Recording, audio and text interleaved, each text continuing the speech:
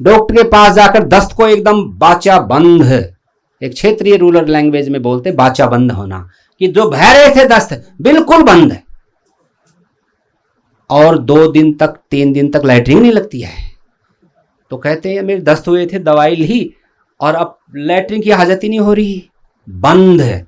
जो निकलने वाली जो गंदगी है उस गंदगी को वहीं रोक दिया। वो गंदगी सूख करके एंटीबायोटिक दवाइयों से सूख करके आपकी बड़ी आंत के अंदर चिपक गई लेयर के रूप में, और बाचा बंद कर दी, मतलब एक कोष्ठबद्धता का रूप ले ली।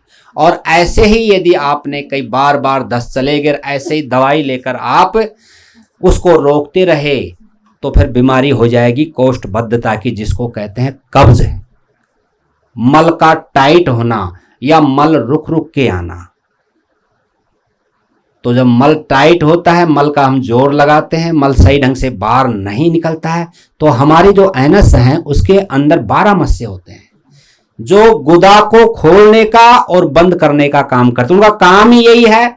गुदा मल त्याग करते खुल जाते हैं, मल त्याग करने के बाद वो मस्से, नस होती है, नसें होती हैं, वो नसें अंदर की तरफ चले जाती हैं, तो गुदा हमारी बंद हो जाती है।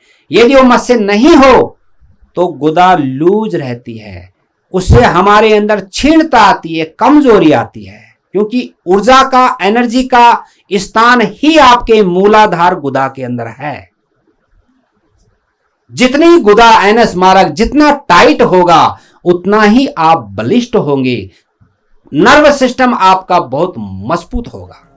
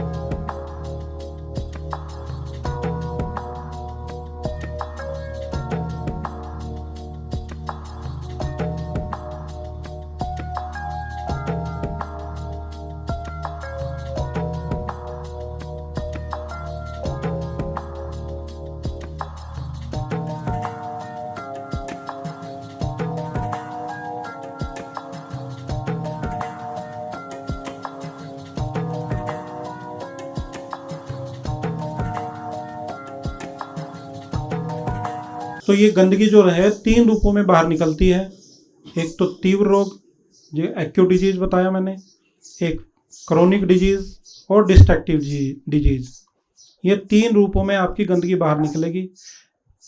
तीव्र रोगों के बारे में, एक्यूट डिजीज के बारे में मैंने बताया, सर्दी, खांसी, जुकाम, बुखार, जोड़ों का दर्द, ये सब क्या है, एक्यूट डिजीज में आती है।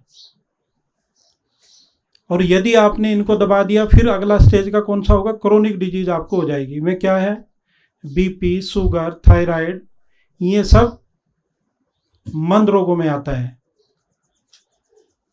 क्रोनिक डिजीज हम इन्हें बोलते हैं, माइग्रेन। तो यदि आपने उन तीव्र रोगों को दबाया तो आपको मंद रोग 100% होंगे। 2 साल, 3 साल, 6 महीने, 5 साल लग सकते हैं, लेकिन उनको होना ही होना है। आपको बीपी हुआ, आप ये समझे कि बीपी अभी हो गया, मेरे को आज ही डिटेक्ट हुआ, ऐसा नहीं है। उसकी नींव पिछले कुछ सालों में रखी गई है, जहां पे आपने तीव्र रोगों को दबाया था। और ट्रीटमेंट भी यही है कि हमें नेचर के करीब आना पड़ेगा। यदि परमानेंट ठीक करना चाहते हो तो क्या होगा, ये तीव्र रोगों को के रूप में ही उनका उभार आएगा में टॉक्सिन बाहर निकलेंगे और आप सदा के लिए ठीक हो जाओगे।